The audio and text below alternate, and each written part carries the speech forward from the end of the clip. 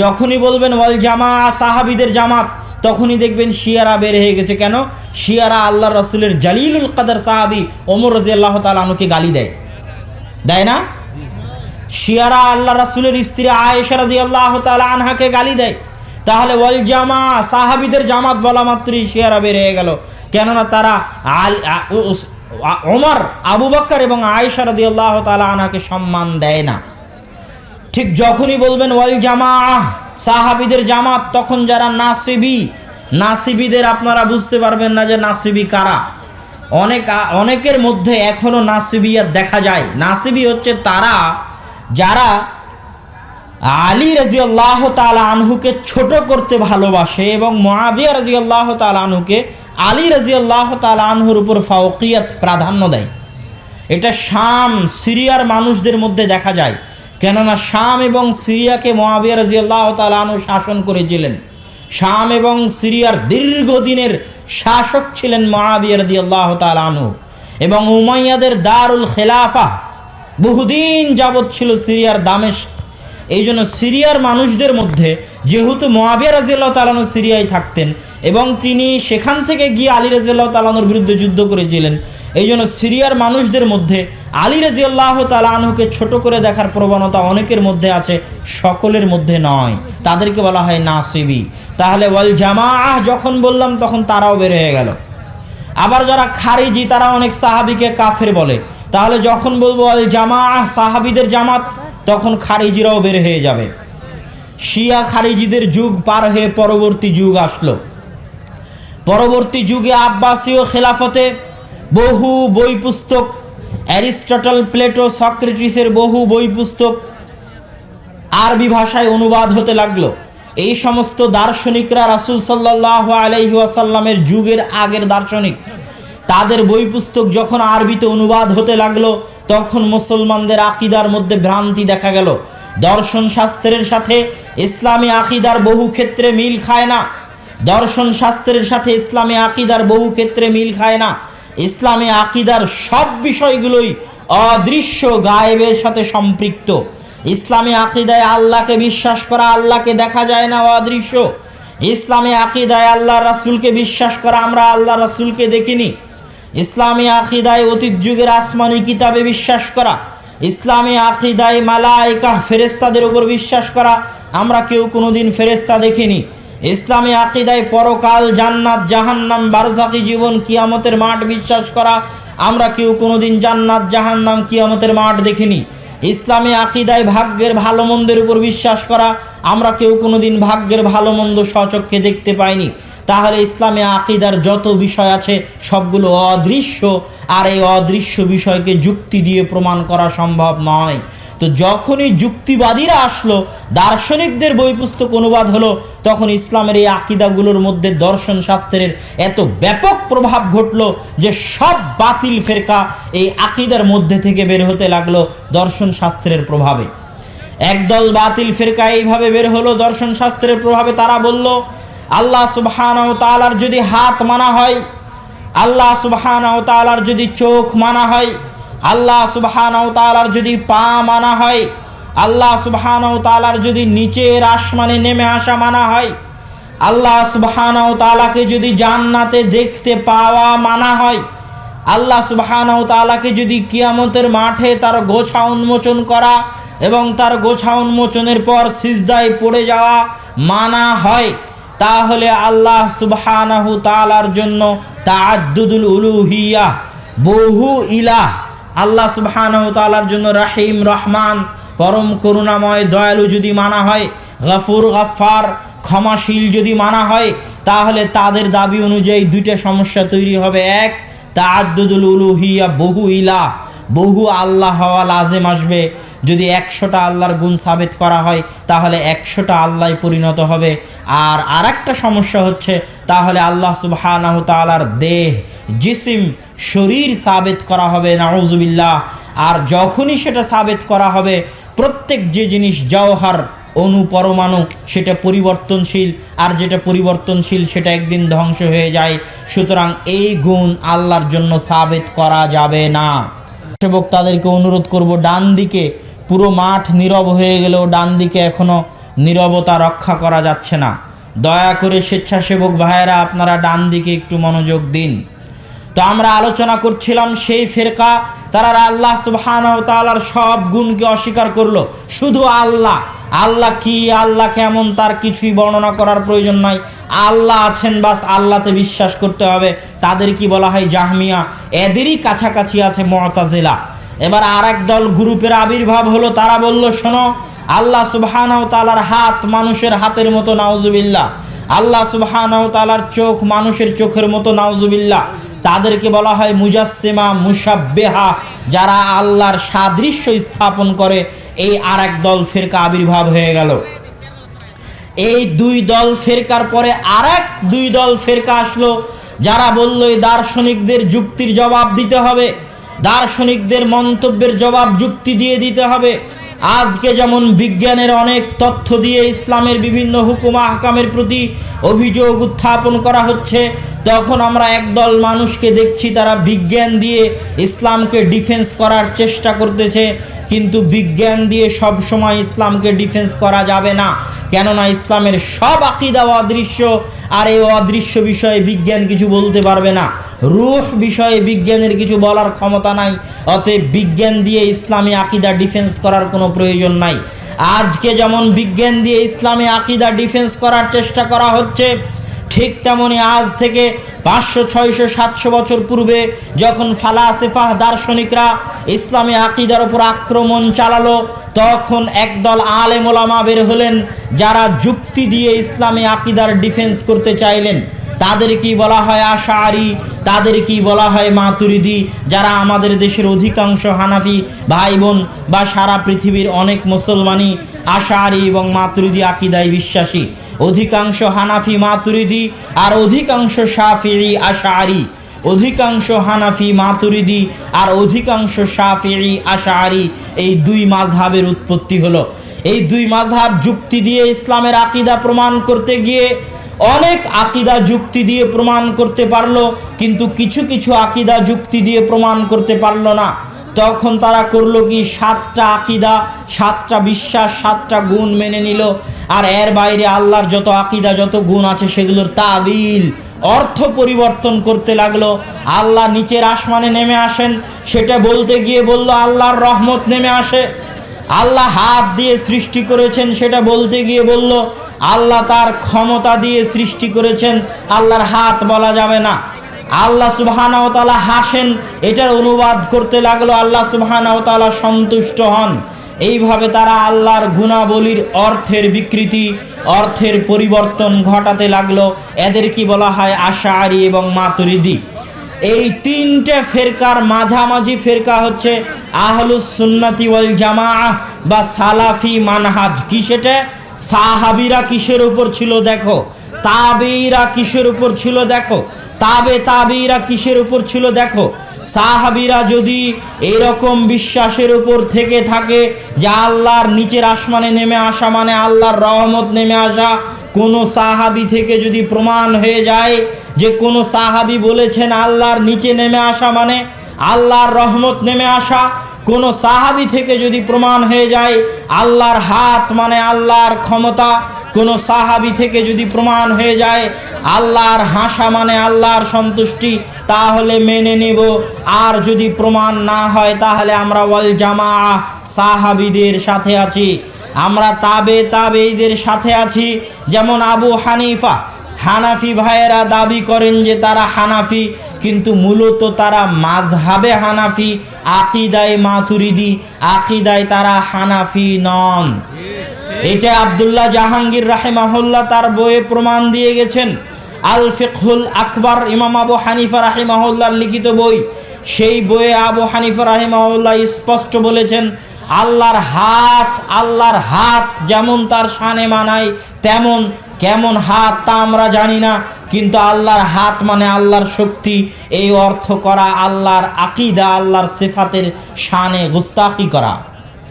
আল্লাহ সুবহানাহু ওয়া তাআলা সপ্তম আসমানের উপরে আরশের উপরে আছেন, এটা সত্য প্রমাণিত, এটা বিশ্বাস করতে হবে। কেমন আছেন, কেমনে আছেন তা আমরা জানি না। যেমন আল্লাহর শানে মানায় তেমন আছেন, তেমনই ভাবে আছেন। তো এই সকল ফিরকার মাঝামাঝি সালাফে সালেহিন আহলুস সুন্নাত ওয়াল জামাতের ফিরকা। দিন আরও সামনে বাড়তে থাকলো, ফিরকা আরও আবির্ভাব হতে থাকলো। একদল ফিরকার আবির্ভাব ঘটলো যারা বলল, যেমন বলেছি ইমানের 6টা বিষয়, 6টা বিষয়ের একটা বিষয় আল্লাহ, আল্লাহকে নিয়ে এত মতভেদ।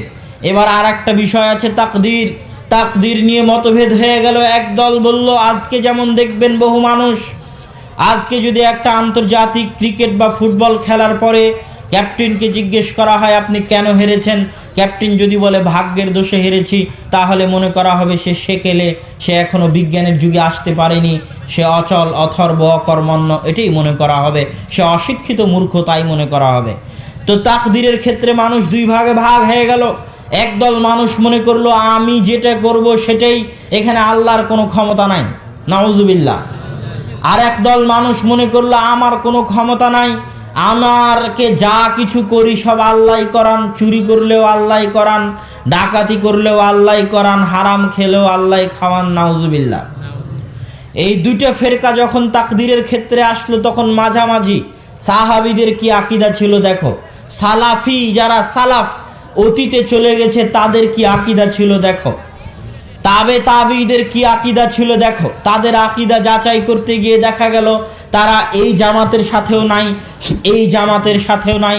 তাদের আকীদা হচ্ছে আল্লাহ সুবহানাহু তাআলা আমাদেরকে করার স্বাধীনতা দিয়েছেন, আমরা যা করি স্বেচ্ছায় করি, কিন্তু সেই করার ক্ষমতাও আল্লাহ সুবহানাহু তাআলার দেওয়া। আমি বক্তব্য দিচ্ছি, স্বেচ্ছায় দিচ্ছি, কিন্তু আমাকে বক্তব্য দেওয়ার ক্ষমতা কার দেওয়া? আল্লাহ সুবহানাহু তাআলার দেওয়া। আল্লাহ যদি না দিতে চান তাহলে আমি দিতে পারবো না, কিন্তু আমি দিচ্ছি স্বেচ্ছাতেই। এটা বুঝাতে গিয়ে আমি বহু বক্তব্যে বলেছি যে আল্লাহ সুবহানাহু তাআলার ইচ্ছা বা ইরাদা দুই প্রকার, আল ইরাদা আল কাউনিয়াহ, আল ইরাদা আশ শারঈয়াহ। আল্লাহ সুবহানাহু তাআলার পৃথিবী পরিচালনাগত ইচ্ছা আর আল্লাহ সুবহানাহু তাআলার শারঈ ইচ্ছা। আল্লাহ সুবহানাহু তাআলা শারঈভাবে এটা চান যে ইবলিস হেদায়েত প্রাপ্ত হোক, আল্লাহ সুবহানাহু তাআলা শারঈভাবে এটা চান যে ফেরাউন ঈমান নিয়ে আনুক, এটা আল্লাহ চাইতেন, এটা আল্লাহর শারঈ চাওয়া। চাইতেন দেখে আল্লাহ মূসাকে পাঠিয়েছিলেন। আল্লাহর শারঈ চাওয়া যে আবু জাহাল ঈমান আনয়ন করুক, চাইতেন দেখে আল্লাহ মুহাম্মদ সাল্লাল্লাহু আলাইহি সাল্লামকে পাঠিয়েছেন। আল্লাহর শারঈ চাওয়া যে আবু তালেব ঈমান আনয়ন করুক, চাইতেন দেখে আল্লাহ মুহাম্মদ সাল্লাল্লাহু আলাইহি সাল্লামকে পাঠিয়েছেন। কিন্তু ফেরাউন যখন স্বেচ্ছায় আল্লাহ সুবহানাহু তাআলাকে অস্বীকার করেছে, ইবলিস যখন স্বেচ্ছায় আল্লাহ সুবহানাহু তাআলাকে অস্বীকার করেছে, তখন আল্লাহ ফেরাউন আর ইবলিসকে তাৎক্ষণিক শাস্তি দিয়ে তাদের হাত পা অবশ করে তাদের মুখমণ্ডল বন্ধ করে আল্লাহর ইবাদত করতে বাধ্য করেননি। আল্লাহর অবাধ্য হতে চেয়েছে, আল্লাহ হতে দিয়েছেন। কথা বুঝতে পারেননি? আল্লাহ চান না যে আপনি গান শুনেন, কিন্তু আপনি যখন স্বেচ্ছায় গান শুনতেছেন তখন আল্লাহ আবার আপনার কানটা বধির করে দেয় না, দেয় নাকি? কিন্তু আল্লাহ চাইলে তো দিতে পারেন। তাহলে আল্লাহ চান আপনি না শুনেন, কিন্তু যখন আপনি নিজে ইচ্ছায় শুনতেছেন তখন আল্লাহ বাধাও দেন না। কিন্তু যেই কান কাজে লাগিয়ে শুনতেছেন ওই কানের শ্রবণ ক্ষমতা কার দেওয়া? আল্লাহ সুবহানাহু তাআলার দেওয়া। এটাই হচ্ছে তাকদীরের ক্ষেত্রে আহলুস সুন্নাত ওয়াল জামাত, সাহাবীদের আকীদা, আল্লাহর রাসূলের আকীদা, সালাফে সালেহিনের আকীদা। আর তাকদীর এত কঠিন, এত জটিল, এত মজবুত বিষয় যে একজন মানুষ যদি উহুদ পাহাড়ের সমান স্বর্ণ আল্লাহর রাস্তায় দান করে আর তার যদি তাকদীরের বিশ্বাসে টালমাটাল থাকে, তার ওই দান আল্লাহর দরবারে কবুল হবে না। এই জন্য তাকদীরের বিশ্বাস হতে হবে মজবুত। এই করোনার সময় মানুষ তাকদীরের বিশ্বাসে কে কত মজবুত ছিল এটার প্রমাণ দিতে হয়েছে। ভবিষ্যতে আরও আপনাকে প্রমাণ দিতে হতে পারে যে তাকদীরের বিশ্বাসে আপনি কত মজবুত। তাকদীর মুসলিম জাতির জন্য একটা দয়া, তাকদীরের বিশ্বাস মুসলিম উম্মার জন্য একটা দয়া। কেমনে দয়া? যদি তাকদীরের বিশ্বাস না থাকে তাহলে আপনি আত্মহত্যা করতে বাধ্য হবেন। যে যতগুলো ছেলে দেখবেন আত্মহত্যা করতেছে, এদের তাকদীরের উপর বিশ্বাস পরিপূর্ণ নাই, এটাই ঠিক। আপনি এসএসসিতে ফেল করেছেন তো কি হয়েছে, আল্লাহ সুবহানাহু ওয়া তাআলা আপনার জন্য এই ফয়সালা করেছিলেন, এটা আপনার ভাগ্যে ছিল, সাধ্য অনুযায়ী চেষ্টা করেছেন, সফল হতে পারেননি, ধৈর্য ধারণ করতে হবে, তাকদীরের উপর বিশ্বাস করতে হবে, এটাই তো ইসলাম। এবং সবর আর রিদা এই দুইটার মধ্যে পার্থক্য আছে। অনেক মানুষ সবর এবং রেজার মধ্যে পার্থক্য বুঝে না। সবর মানে বিপদ আপদে পড়ার পরে ধৈর্য ধারণ করা মনে কষ্ট নিয়েও। সবর মানে বিপদে আপদে পড়ার পরে ধৈর্য ধারণ করা মনে কষ্ট নিয়েও, এটাকে বলা হয় সবর। আপনার সন্তান মারা গেছে, আপনি কষ্ট পেয়েছেন, কষ্ট নিয়েও আপনি ধৈর্য ধারণ করতেছেন, যেটা আল্লাহরই ফয়সালা, এটা ভাগ্যে ছিল, আল্লাহর জিনিস আল্লাহ নিয়ে গেছে। কিন্তু আরেকটা হচ্ছে রিদা, এটা সর্বোচ্চ স্তর, এই স্তরে খুব কম মানুষ পৌঁছতে পারে। সেটা হচ্ছে যখন আপনার সন্তান মারা যাবে, যখন আপনার 10 টাকা হারিয়ে যাবে, তখন মনে কষ্ট নয়, সানন্দ চিত্তে, আনন্দ চিত্তে, খুশির সাথে, সন্তুষ্টির সাথে, যে এটা আমার জন্য আমার প্রতিপালকের ফয়সালা ছিল, আমি আমার প্রতিপালকের এই ফয়সালাকে কোনো প্রকার অন্তরে দুঃখ কষ্ট ছাড়াই মেনে নিচ্ছি, আমি এতে সন্তুষ্ট, আলহামদুলিল্লাহ আলা কুল্লি হাল, সর্বাবস্থায় আল্লাহ সুবহানাহু ওয়া তাআলার প্রশংসা, এটা হচ্ছে রিদা, সন্তুষ্টির স্তর। এই স্তরে খুব কম মানুষ পৌঁছতে পারে। তো আমরা আলোচনা করছিলাম তাকদীরের ক্ষেত্রেও মানুষ দুই ভাগে ভাগ হয়ে গেছে, মাঝখানে থেকেছে আহলুস সুন্নাত ওয়াল জামাত, সালাফি মানহাজের অনুসারীরা। তারপরে কোরআন নিয়ে মতভেদ হয়েছে। একদল মানুষ আহমদ বিন হাম্বলের যুগে, আব্বাসীয়দের যুগে বলেছে কোরআন কি আল্লাহর সৃষ্টিজীব না কোরআন আল্লাহর বাণী। সৃষ্টিজীব মানে যেমন আমি আল্লাহর সৃষ্টিজীব, সৃষ্টিজীব মানে আসমান জমিন আল্লাহর সৃষ্টিজীব। আমি কি আল্লাহর সত্তার অংশ? আমি কি আল্লাহর সত্তার অংশ? আসমান জমিন কি আল্লাহর সত্তার অংশ? এটা আল্লাহর সৃষ্টিজীব, আল্লাহ সুবহানাহু ওয়া তাআলার সত্তার অংশ নয়। কিন্তু আল্লাহ সুবহানাহু ওয়া তাআলার কথা, আল্লাহ সুবহানাহু ওয়া তাআলার সত্তার অংশ কেন? এটা আল্লাহর কথা। তাহলে কোরআন কি আল্লাহর বাণী, আল্লাহর কথা, তথা আল্লাহর জাতের অংশ?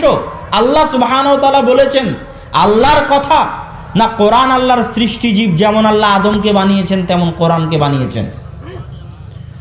তো কোরআন হচ্ছে আল্লাহর কথা। এই মাসলায় মতভেদ হয়ে গেল। আহমদ বিন হাম্বল একাই অটল পাহাড়ের মতো টিকেছিলেন। বাগদাদের রাস্তায় উল্টা করে ঘোড়ার পিঠে তাকে চাবুক দিয়ে পিটানো হয়েছে, তিনি এটার উপর অটল ছিলেন।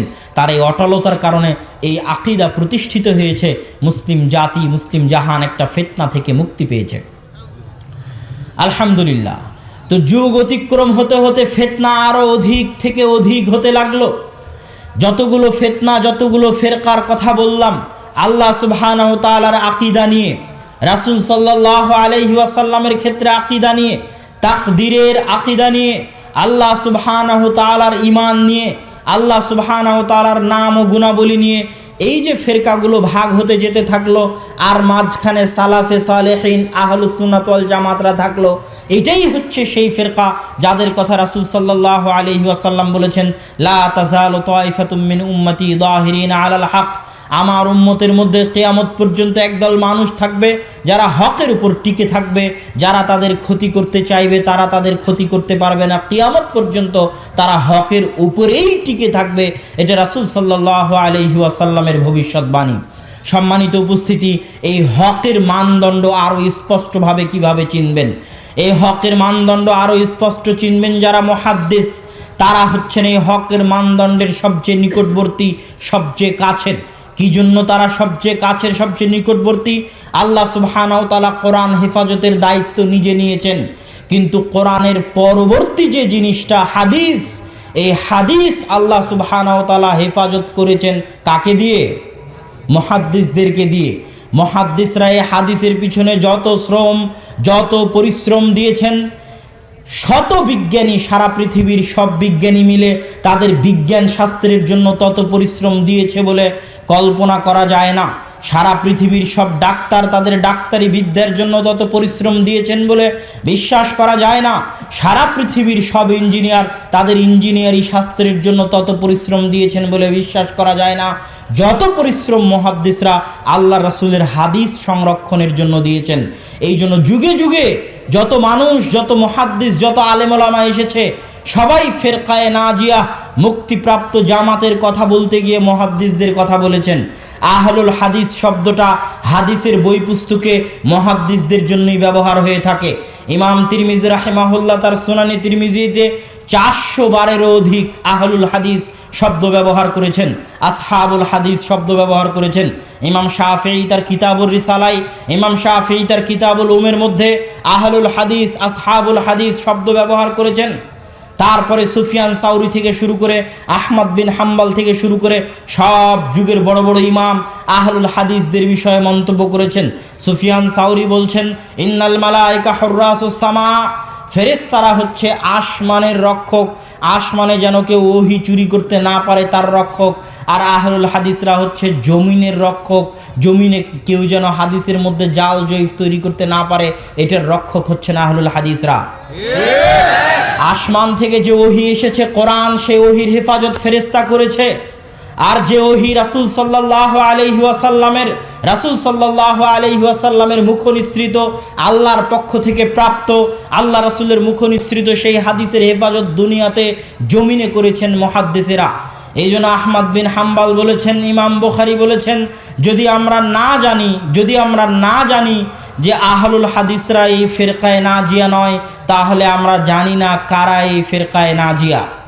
ইমাম আবু দাউদ রাহিমাহুল্লাহ বলেছেন, লাউলা হাদিহিল ইসাবা, যদি আহলুল হাদিসদের এই জামাত না থাকতো তাহলে দুনিয়া থেকে লান্দারাসাল ইসলাম, দুনিয়া থেকে ইসলাম মিটে যেত, কেউ সংস্কার করার থাকতো না, জাল জয়ীফ হাদিস দিয়ে সমাজ পরিপূর্ণ হয়ে যেত, জাল জয়ীফ হাদিস দিয়ে সব আকীদা সব আমল বিকৃত হয়ে যেত, ইসলাম তার আসল অবস্থার উপর থাকতো না।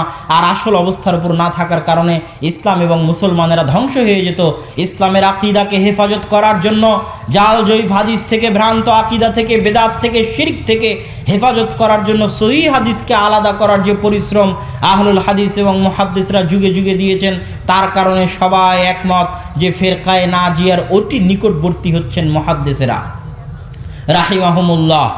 এই দীর্ঘ আলোচনা করার পরে আমি যেটা আপনাদেরকে বলতে চাচ্ছি, আলোচনার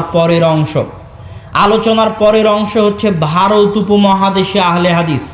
এতক্ষণ বললাম সারা পৃথিবীতে সালাফি মানহাজ বা আহলুল হাদিস বলতে কি বুঝায়। এবার আসি ভারত উপমহাদেশে আহলে হাদিস। ভারত উপমহাদেশের আহলে হাদিসদের ক্ষেত্রে বলা হয়ে থাকে যে আহলে হাদিস এই শব্দটা বা আহলে হাদিস নামে যারা ভারত উপমহাদেশে পরিচিত, তাদেরকে ইংরেজরা তৈরি করেছে। বলে না মানুষ? এটা চরম এবং ডাহা মিথ্যা অপবাদ।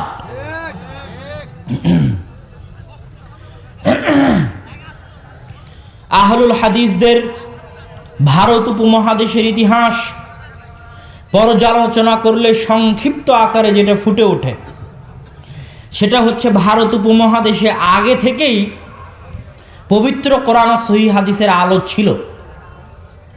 যেমন একজন রাবি আছে হাদিস শাস্ত্রে, যিনি কুতাইবা বিন সাঈদ আল বাগলানি, কুতাইবা বিন সাঈদ আল বাগলানির নিকট থেকে কুতুবে সিত্তার সকল ইমাম হাদিস বর্ণনা করেছে। ইমাম বুখারী, মুসলিম, আবু দাউদ, নাসাই, তিরমিজি, ইবনে মাজাহ সবাই কুতাইবা বিন সাঈদ আল বাগলানির নিকট থেকে হাদিস বর্ণনা করেছে। এই বাগলান, এই শহরটা কোথায় বলতে পারবেন? পাকিস্তানের সীমান্ত সংলগ্ন আফগানিস্তানের অঞ্চল হচ্ছে বাগলান, যেটাতে নুরিস্তান নামে পরিচিত আফগানিস্তানের যে অঞ্চল, সে অঞ্চলের মানুষ তিনি। তো বহু হাদিসের রাবি পাওয়া যায় যারা পাকিস্তান সীমান্তবর্তী অঞ্চল ঘেঁষা, আফগানিস্তানের সাথে পাকিস্তানের বর্ডারের যে অঞ্চল, এই অঞ্চল ঘেঁষা থেকে সেই যুগের বহু তাবে যারা হাদিস বর্ণনা করেছেন, হাদিস শাস্ত্রে যাদের নাম আছে, তাদের অবস্থান পাওয়া যায়। শুধু তাই নয়, পাকিস্তানে 600, 700, 800 হিজরির দিকে একজন বড় ইমাম, যার নাম হাদিস শাস্ত্রগুলোতে আছে, ইমাম সাগানি, যার বহু গ্রন্থ আমাদের মাঝে পরিচিত, সম্ভবত মাশারিকুল আনোয়ার নামে একটা গ্রন্থের তিনি লেখক। তো তখনও তিনি মুহাদ্দিস এবং পাকিস্তানে।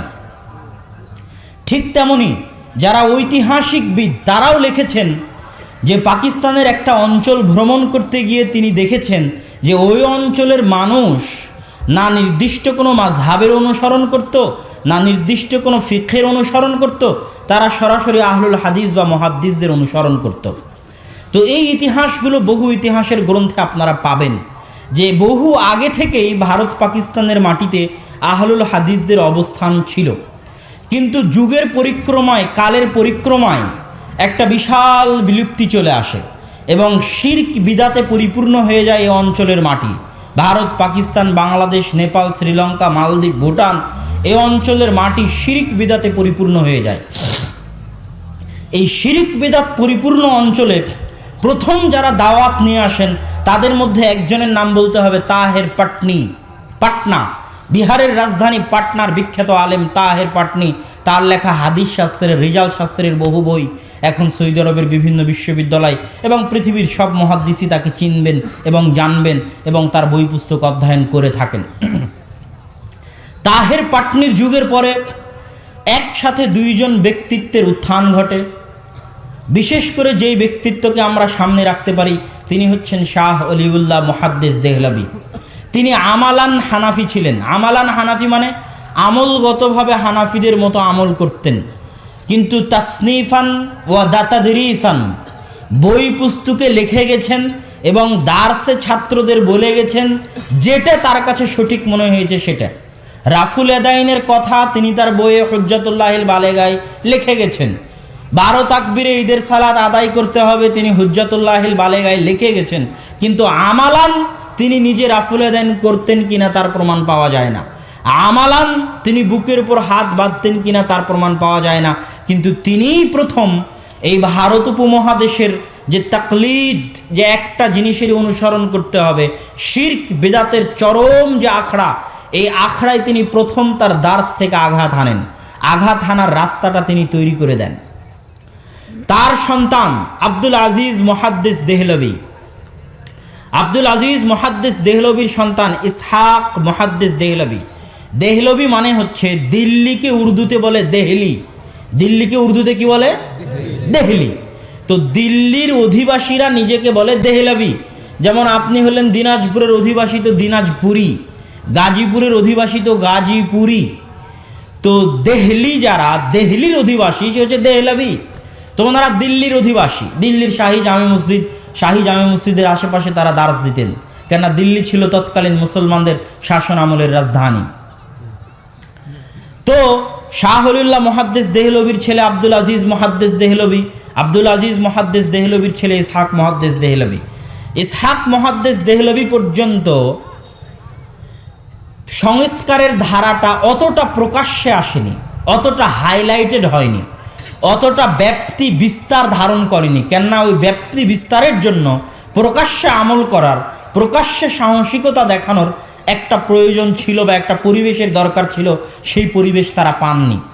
ইসহাক মুহাদ্দিস দেহলভীর পরে হাদিসের মাসনাদ 2 ভাগে ভাগ হয়ে যায়। এই হাদিসের মাসনাদ ইসহাক মুহাদ্দিস দেহলভীর পরে 2 ভাগে ভাগ হয়ে যায়। যারা ইতিহাস পড়বেন তারা এই জায়গায় এসে তাদেরকে আটকাতে হবেই হবে। ইসহাক মুহাদ্দিস দেহলভীর পরে দার্স 2 ভাগে ভাগ হয়ে গেল। কার কার দার্স? একটা দার্স শাইখুল কুল মিয়া নাজির হুসাইন দেহলভী, সৈয়দ মিয়া নাজির হুসাইন দেহলভীর দার্স। আর একটা দার্স আব্দুল গনি আল মুজাদ্দিদির দার্স ভাগ হয়ে গেল। যেই দার্স অলিউল্লাহ মুহাদ্দিস দেহলভী, আব্দুল আজিজ মুহাদ্দিস দেহলভী, ইসহাক মুহাদ্দিস দেহলভী পর্যন্ত একই ছিল, সেই দার্স ইসহাক মুহাদ্দিস দেহলভীর মৃত্যুর পরে 2 ভাগে ভাগ হয়ে গেল। একটা মিয়া নাজির হুসাইন দেহলভী আর একটা আব্দুল গনি আল মুজাদ্দিদি। এবং আহলুল হাদিস এবং এদেশের ভারত উপমহাদেশের হানাফি, দেওবন্দি এবং আহলুল হাদিসদের বহুদিনের দাবি, এক পক্ষ আর এক পক্ষকে দাবি করে যে ইসহাক মুহাদ্দিস দেহলভী তার পরবর্তী উত্তরসূরি মিয়া নাজির হুসাইন দেহলভীকে করে গেছিলেন, আব্দুল গনি মুজাদ্দিদিকে করে যাননি। আর হানাফি দেওবন্দিরা দাবি করেন যে ইসহাক মুহাদ্দিস দেহলভী তার উত্তরসূরি আব্দুল গনি মুজাদ্দিদিকে করে গেছিলেন, মিয়া নাজির হুসাইন দেহলভীকে করে যাননি।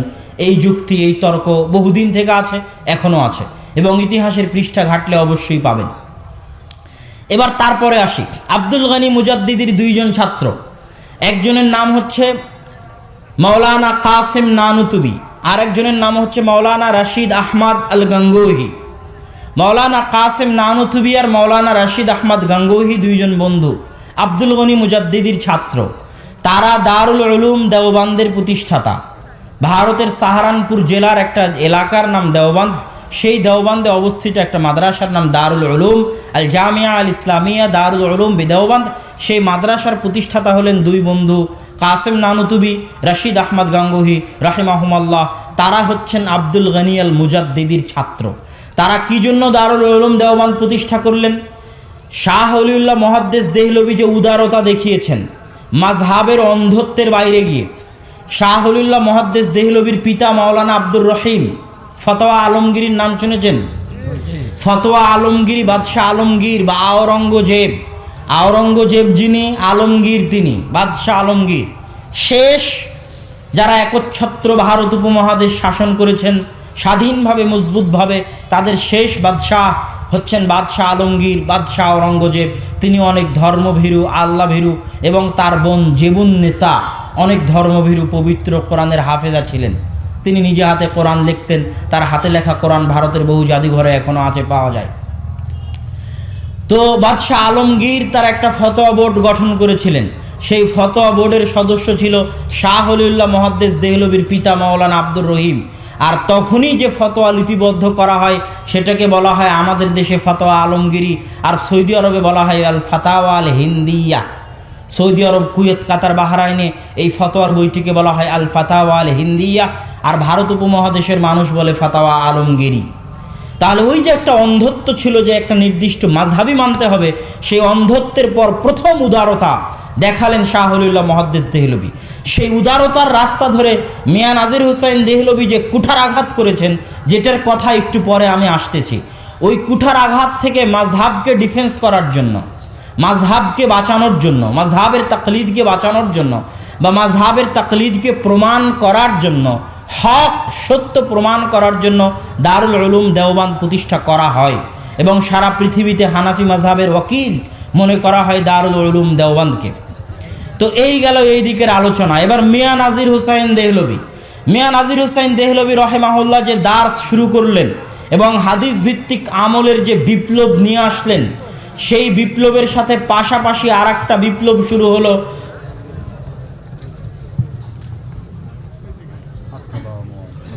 বসে থেকে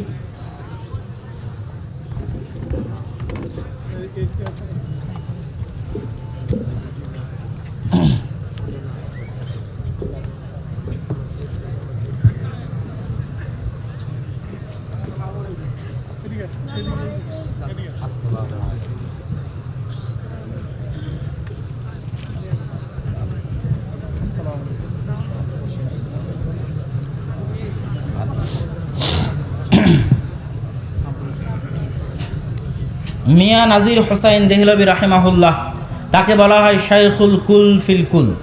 কী জন্য শাইখুল কুল ফিল কুল বলা হয়? তিনি প্রায় 1.5 লক্ষাধিক ছাত্রের উস্তাদ ছিলেন। কত ছাত্রের উস্তাদ? লক্ষাধিক ছাত্রের উস্তাদ।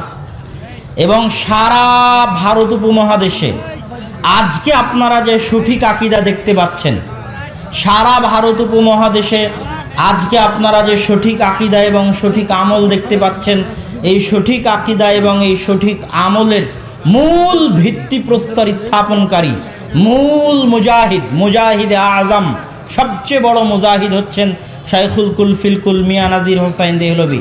তার 1.5 লক্ষাধিক ছাত্র সারা ভারত উপমহাদেশ, আফগানিস্তানের কাবুল থেকে শ্রীলঙ্কার কলম্বো পর্যন্ত এবং মায়ানমারের রোহিঙ্গা পর্যন্ত, নেপাল, ভুটান, বাংলাদেশ, পাকিস্তান, ভারত হয়ে সারা ভারত উপমহাদেশ শুধু নয়, এমনকি সৌদি আরবের বড় বড় আলেম, দারুল হাদিস যেটা মক্কায় আছে, সেই দারুল হাদিসের প্রতিষ্ঠাতা, সৌদি আরবের দক্ষিণাঞ্চলের যারা সহি আকীদার বিপ্লব ঘটিয়েছেন, তাদের বড় বড় ইমাম, বড় বড় আলেমরা সকলেই শাইখুল কুল ফিল কুল মিয়া নাজির হুসাইন দেহলভীর দার্সে বসে তার দার্স থেকে ইলম নিয়ে গেছেন এবং তার ছাত্ররাই সারা পৃথিবীতে কোরআন এবং সহি হাদিসের বিপ্লব ঘটিয়েছেন। তার 4 জন ছাত্রের নাম স্বর্ণাক্ষরে লিখে রাখার মতো। সারা পৃথিবী তার এই 4 জন ছাত্রের নাম জানে। এক, সুনানুত তিরমিজির আরবি ভাষ্যকর, সারা পৃথিবীতে সুনানুত তিরমিজির সর্বশ্রেষ্ঠ আরবি ব্যাখ্যা গ্রন্থ তোহফাতুল আহওয়াদির লেখক আব্দুর রহমান আল মুবারকপুরি সারা পৃথিবীর উত্তর থেকে দক্ষিণ, পূর্ব থেকে পশ্চিম সর্বত্র তিরমিজির ব্যাখ্যার জন্য তার এই ব্যাখ্যা গ্রন্থ, ভারতের মাটিতে জন্মগ্রহণ করা এই মহান আহলে হাদিস আলেমের এই ব্যাখ্যা গ্রন্থ পাঠ করা হয়, যিনি মিয়া নাজির হুসাইন দেহলভির ছাত্র। তার আরও অনেক বড় বড় খেদমত আছে, যেই খেদমতগুলো এখানে বলার মতো সময় নেই। যেমন হানাফি একজন আলেম আল্লামা নিম্বি আর একটা খেদমত বলি, তিনি একটা বই লিখেছিলেন আসারুস সুনান। কী জন্য লিখেছিলেন? আহলে হাদিস মাদ্রাসাগুলোতে বুলুগুল মারাম পড়ানো হতো, আর বুলুগুল মারামে সব আহলে হাদিস মাজহাবের যে প্রাধান্যপ্রাপ্ত হাদিস, সেই হাদিসগুলো আছে। তখন আল্লামা নিম্বি একটা গ্রন্থ লিখলেন আসারুস সুনান, যে আসারুস সুনানের মধ্যে তিনি হানাফি মাজহাব প্রমাণ করবে এরকম সব হাদিস জমা করলেন, যাতে হানাফি মাদ্রাসাগুলোর সিলেবাসে এই বইটা অন্তর্ভুক্ত করা যায়। বই প্রকাশ হওয়া শেষ হয়নি, কয়েক মাস কয়েক বছরের মধ্যেই আব্দুর রহমান আল মোবারকপুরি বই লিখলেন আবকারুল মিনান ফি নাকদি আসারিস সুনান। আসারুস সুনান ওই বইয়ের মধ্যে কি ভুল আছে, কি কি জয়ীফ হাদিস আছে, কি কি জাল হাদিস আছে, তার রদ করে আরবিতে বই লিখলেন আবকারুল মিনান ফি নাকদি আসারিস সুনান। সেই যুগে এত বড় আলেম, এত মহান আলেম আব্দুর রহমান আল মোবারকপুরি। আরেকজন তার ছাত্র মিয়া নাজির হুসাইন দেহলভি, শামসুল হক আল আজিমাবাদী, বিহারের একটা শহর আজিমাবাদ, পাটনার পাশে, সেই আজিমাবাদের তিনি বসবাসকারী ছিলেন শামসুল হক আল আজিমাবাদী। তিনি আবু দাউদের 32 খণ্ডে ব্যাখ্যা গ্রন্থ লিখেছেন, যেই ব্যাখ্যা গ্রন্থের নাম গায়াতুল মাকসুদ। যেই ব্যাখ্যা গ্রন্থ পাকিস্তান থেকে 2 খণ্ড প্রকাশিত হয়েছে, আরও হয়তো পাণ্ডুলিপি পাওয়া গেলে প্রকাশিত হবে। যেই ব্যাখ্যা গ্রন্থের সংক্ষিপ্ত রূপ হচ্ছে আউনুল মাবুদ, যেটা সংক্ষিপ্ত 5-6 খণ্ডে সমাপ্ত, সারা পৃথিবীর উত্তর দক্ষিণ পূর্ব পশ্চিমে পঠিত হয় এবং আরব অনারব সকল মুহাদ্দিস, সকল আলেম তার প্রশংসা করেছেন। তিনি ভারতে জন্মগ্রহণ করা আহলে হাদিস আলেম এবং মিয়া নাজির হুসাইন দেহলভির ছাত্র। সুনানুদ দারাকুতনির উপর তার টিকা আছে এবং আরও বিভিন্ন আরবি বইয়ের উপর তার আরবিতে কাজ আছে, যেগুলো আলোচনা করলে শেষ করা যাবে না। শামসুল হক আজিমাবাদীর পরে মিয়া নাজির হুসাইন দেহলভির আরেকজন বড় ছাত্র সানাউল্লাহ অমৃতসরী। এখানে সানাউল্লাহ অমৃতসরীর কথা বলতে গিয়ে একটা কথা বলতে হয়, সানাউল্লাহ অমৃতসরী অবশ্য দারুল উলুম দেওবন্দেও পড়াশোনা করেছেন। আমার দারুল উলুম দেওবন্দে পড়াশোনা নিয়ে অনেকেই অনেক কটাক্ষ করত, এখনও করে, আগেও করেছে। তো আমি তাদেরকে বলতাম, বহু আহলে হাদিস আলেমও দারুল উলুম দেওবন্দে পড়েছে, তার মধ্যে একজন হচ্ছেন মাওলানা সানাউল্লাহ অমৃতসরী। মাওলানা সানাউল্লাহ অমৃতসরী এত মহান মাপের আহলে হাদিস আলেম ছিলেন যে তার জীবনী এই আধা ঘন্টা 40 মিনিট 20 মিনিটে বলে শেষ করা যাবে না। এতটুকু তার ক্ষেত্রে বলা যেতে পারে যে ভারতের মাটিতে এমন কোনো মাযহাব নাই, ভারতের মাটিতে, কেননা ভারতই এমন এক মাটি যেই মাটিতে এত মাযহাব মাসলাকের মানুষ বাস করে। বাংলাদেশে কয়টা মাযহাবের মানুষ আছে? বাংলাদেশে বেশি মানুষ নাই। বাংলাদেশে খ্রিস্টান অত নাই, বাংলাদেশে শিয়া অত নাই, বাংলাদেশে কাদিয়ানি অত নাই, বাংলাদেশে সুন্নিরাই বেশি। আর ভারতে যাবেন, ভারতে হাজার হাজার লক্ষ লক্ষ শিয়া, হাজার হাজার লক্ষ লক্ষ কাদিয়ানি, হিন্দু, শিখ, জৈন, খ্রিস্টান, বৌদ্ধ, আরিয়া সমাজ, 200-300-র অধিক ধর্ম আছে ভারতে। ভারতের মাটিতে এমন কোনো মাযহাব, এমন কোনো মাসলাক নাই, এমন কোনো ধর্ম নাই যেই ধর্মর সবচেয়ে যিনি জ্ঞানী ব্যক্তি, সেই ধর্মের সবচেয়ে জ্ঞানী ব্যক্তিকে, এমনকি এমনও বলা হয়েছে মাওলানা সানাউল্লাহ অমৃতসরীর ক্ষেত্রে যে একই টেবিলে, একই মঞ্চে হিন্দুদের সবচেয়ে জ্ঞানী পণ্ডিত বসে থাকবে, শিখদের সবচেয়ে জ্ঞানী পণ্ডিত বসে থাকবে, জৈনদের সবচেয়ে জ্ঞানী পণ্ডিত বসে থাকবে, কাদিয়ানিদের সবচেয়ে বড় গোলাম আহমদ কাদিয়ানি বসে থাকবে, শিয়াদের সবচেয়ে বড় আলেম শিয়া আলেম বসে থাকবে, বেরেলবিদের সবচেয়ে বড় বেরেলবি আলেম বসে থাকবে। একই মঞ্চে সব মাযহাবের আলেম ওলামা বসে থাকবে, আর সানাউল্লাহ অমৃতসরীও থাকবেন। আর তিনি একই মঞ্চে সবার সাথে তর্ক বিতর্ক করবেন, আর তর্ক বিতর্ক করে সবাইকে পরাজিত করে যাবেনই। এটাই তার সারা জীবনের ইতিহাস। আল্লাহু আকবার। এবং তাকে বলা হতো আল্লাহ রাসূলের খাতমে নবুয়তের জীবন্ত মুআজিজা। খাতমে নবুয়তের জীবন্ত মুআজিজা কি জন্য বলা হতো? তিনি গোলাম আহমদ কাদিয়ানির সাথে মুবাহালা করেছিলেন যে আমি যদি সত্য হই আমার দাবিতে যে মুহাম্মদ সাল্লাল্লাহু আলাইহি ওয়াসাল্লামের পরে কোনো নবী নাই, আমি যদি আমার এই দাবিতে সত্য হই তাহলে আমার আগে তোমার মৃত্যু হবে। গোলাম আহমদ কাদিয়ানি। আর গোলাম আহমদ কাদিয়ানি বলেছিল আমি যদি আমার দাবিতে সত্য হই যে আমিও নবী, তাহলে আমার আগে তোমার মৃত্যু হবে, তথা সানাউল্লাহ অমৃতসরী আগে মারা যাবে আর গোলাম আহমদ কাদিয়ানি পরে মারা যাবে। তো গোলাম আহমদ কাদিয়ানি মোবাহালার পরে টয়লেটে পড়ে গিয়ে মারা গিয়েছিলেন, আর তারপরেও 40 বছর সানাউল্লাহ অমৃতসরী দুনিয়ার বুকে জীবিত ছিলেন। তিনি হচ্ছেন খাতমে নবুয়তের জীবন্ত মুজিজা বলা হতো তাকে। তার একটা পত্রিকা ছিল আখবারে আহলে হাদিস নামে। সে আখবারে আহলে হাদিসে তিনি লিখছেন, আখবারে আহলে হাদিসে তিনি আহলে হাদিসদের নিয়ে বহু আলোচনা করেছেন। তবে তিনি যেটা লিখছেন ওটার কথা একটু পরে আসছি। মিয়া নাজির হুসাইন দেহলভির আরেকজন ছাত্র ছিলেন আবদুল্লাহ গাজীপুরি। ভারতের একটা শহর আছে গাজীপুর, সেই শহরের তার বসবাস আবদুল্লাহ গাজীপুরি। তার অবদান কি? ভারতের বহু আহলে হাদিস মাদ্রাসার প্রতিষ্ঠাতা হচ্ছেন আবদুল্লাহ গাজীপুরি। যেমন ভারতের মৌনাথ ভাঞ্জানে অবস্থিত বিখ্যাত আহলে হাদিস মাদ্রাসা ফায়জে আম। ভারতে আহলে হাদিসদের মার্কাজুল ইলম বলা যায় মৌনাথ ভাঞ্জানকে। আমি সারা ভারত ঘুরে যদিও মার্কাজি দারুল উলুম আব্দুর রহমান যে প্রতিষ্ঠানে পড়েছে 5 বছর, জামিয়া সালাফিয়া বানারস, যেটাকে ভারতে আহলে হাদিসদের কেন্দ্রীয় প্রতিষ্ঠান মনে করা হয়, কিন্তু যতই সেটা কেন্দ্রীয় প্রতিষ্ঠান হোক, আহলে হাদিস বই পুস্তক, আহলে হাদিস আলেমের লেখালেখি, প্রকাশনা, আলেম ওলামা সব কিছুর কেন্দ্র হচ্ছে মৌনাথ ভাঞ্জান। যত বই চাইবেন নওয়াব সিদ্দিক হাসান খান ভূপালীর। আমি যখন মৌনাথ ভাঞ্জান বেড়াতে গিয়ে আমি দেখেছি যে সত্যিকার আহলে হাদিস মাযহাব এবং মানহাজ মাসলাকের খেদমত মৌনাথ ভাঞ্জানই হয়। কিভাবে হয়?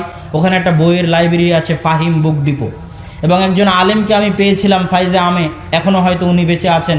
উনি শুধু এই কাজই করেন যে নওয়াব সিদ্দিক হাসান খান ভূপালী আর মিয়া নাজির হুসাইন দেহলভি, এই দুইজন হচ্ছে ভারত উপমহাদেশে আহলে হাদিস বিপ্লবের মূল নেতা, মূল মুজাহিদ, মূল আহ্বানকারী, মূল প্রতিষ্ঠাকারী, যারা জীবন বাজি রেখে যুদ্ধ করেছেন। আজকে আপনি হাদিস মুখস্থ করার জন্য পুরস্কার দিচ্ছেন, সেই কালে বুলুগুল মারাম মুখস্থ করার জন্য নওয়াব সিদ্দিক হাসান খান ভূপালী পুরস্কার দিয়েছে। তার টাকার অভাব ছিল না, ধনী আলেম ছিলেন, নওয়াব ছিলেন, বাদশাহ ছিলেন। সেই কালে হাদিস তিনি ফ্রি ছাপিয়ে, তাফসির ইবনে কাছির ফ্রি ছাপিয়ে, বুখারী ফ্রি ছাপিয়ে, ইলামুল মুওয়াক্কিন ফ্রি ছাপিয়ে সেই কালে ভারতের বড় বড় আলেমের কাছে পাঠিয়েছেন। আব্দুল হাই লখনবীর কাছে পাঠিয়েছেন, আরও বড় বড় আলেমের কাছে পাঠিয়েছেন। তার টাকার অভাব ছিল না, আল্লাহ তাকে টাকার অভাব দেয়নি, তাকে রাজত্ব দিয়েছিল, ধন দৌলত দিয়েছিল, জ্ঞানও দিয়েছিল। তিনি যে ভাষায় আরবিতে বই লিখে গেছেন, ওই ভাষা পড়তে গেলে অ্যারাবিয়ানদেরও দাঁত ভেঙে যাবে, এত উন্নত মানের আরবি ভাষা। আমরা তো বহু দূরের কথা। অথচ তিনি ভারতে জন্মগ্রহণ করা আহলে হাদিস আলেম। 10টারও অধিক আকিদার ওপর তার বই আছে নওয়াব সিদ্দিক হাসান খান ভূপালীর, উর্দু, ফার্সি, আরবি ভাষায় 10এরও অধিক আকিদার ওপর বই আছে। তো নওয়াব সিদ্দিক হাসান খান ভূপালীর যত ফার্সি বই আছে, সব ফার্সি বইয়ের উর্দুতে অনুবাদ করছেন ফাইজে আমের ওই শিক্ষক, যাতে কেননা ফার্সি ভাষা এখন মানুষ বুঝে না, উর্দু টুকটাক বুঝে, এবং সেগুলো প্রকাশ করতেছেন। তো মৌনাথ ভাঞ্জানের সেই ফাইজে আমের প্রতিষ্ঠাকারীদের একজন ছিলেন মাওলানা আবদুল্লাহ গাজীপুরি। তো এই 4 জন ছাত্রের নাম বললাম, মিয়া নাজির হুসাইন দেহলভি, মাওলানা আবদুল্লাহ গাজীপুরি, আব্দুর রহমান মোবারকপুরি, শামসুল হক আজিমাবাদী, সানাউল্লাহ অমৃতসরী। শুনলে আশ্চর্য হবেন যে ভারত পাকিস্তানে আহলে হাদিসদের যে সাংগঠনিক যাত্রা, যদিও আগেই গোরাবায় আহলে হাদিস গঠিত হয়েছিল, কিন্তু ব্যাপক হারে 1906 সালে যখন আহলে হাদিস কনফারেন্সের আহ্বান করা হয়, তখন ওই আহলে হাদিস কনফারেন্সে যাদেরকে দায়িত্ব দেওয়া হয়েছিল তারা ছিলেন এনআরআই, কেউ সভাপতি, কেউ সেক্রেটারি, এইভাবে দায়িত্ব নিয়ে কেউ অর্থ সম্পাদক, এই 4 জনই, এবং তাদের হাত ধরেই সারা ভারত উপমহাদেশে আহলে হাদিসদের বিপ্লব সংগঠিত হয়। আমি বলেছি ভারত উপমহাদেশে আহলে হাদিসদের ধারার ঐতিহাসিক ধারা 3টে। একটা ঐতিহাসিক ধারা যেটা এতক্ষণ যাবৎ শাহ ওলিউল্লাহ মুহাদ্দিস দেহলভি থেকে বর্ণনা করলাম, এটা হচ্ছে দারসি তাদরিসি ইলমি খেদমতের ধারা। আহলে হাদিসদের আর একটা ধারা হচ্ছে জেহাদি ধারা। সেটা কি? ব্রিটিশদের বিরুদ্ধে ভারত উপমহাদেশে সর্বপ্রথম যারা ভারতকে দারুল কুফর মানে যেটার ইসলামী রাষ্ট্র নয়, এতদিন ইসলামী রাষ্ট্র ছিল, আজকে বলে দিলাম দারুল কুফর মানে এটার ইসলামী রাষ্ট্র নয়, এই রাষ্ট্রে এখন যুদ্ধ করা ফরজ, সেটাকে বলা হয় দারুল কুফর। ভারতকে সর্বপ্রথম দারুল কুফর ফতোয়া দিয়ে, এবং দারুল কুফর ফতোয়া দিয়ে ভারতের ক্ষমতাশালী শাসক ব্রিটিশদের বিরুদ্ধে যুদ্ধের ঘোষণা আহলে হাদিসরাই দিয়েছেন।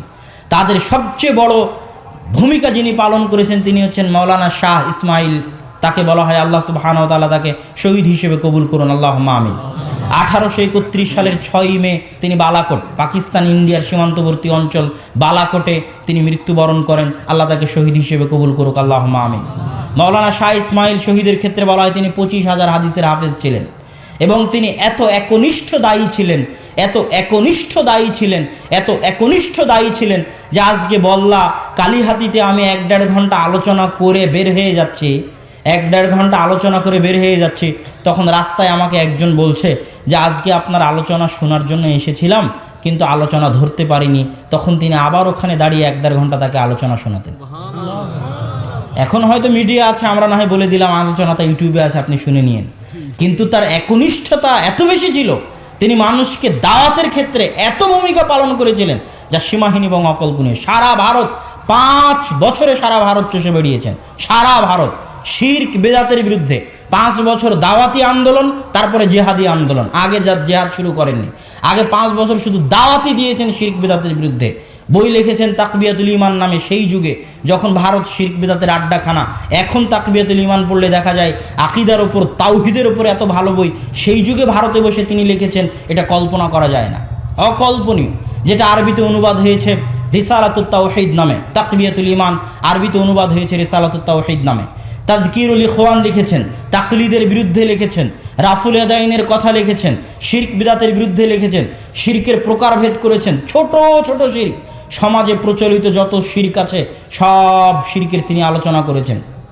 মানুষ বলে যে দিবস পালন করা কেমনে শিরক হয়, তাকবিয়াতুল ঈমান পড়তে হবে, দিবস পালন কেমনে শিরক হয়।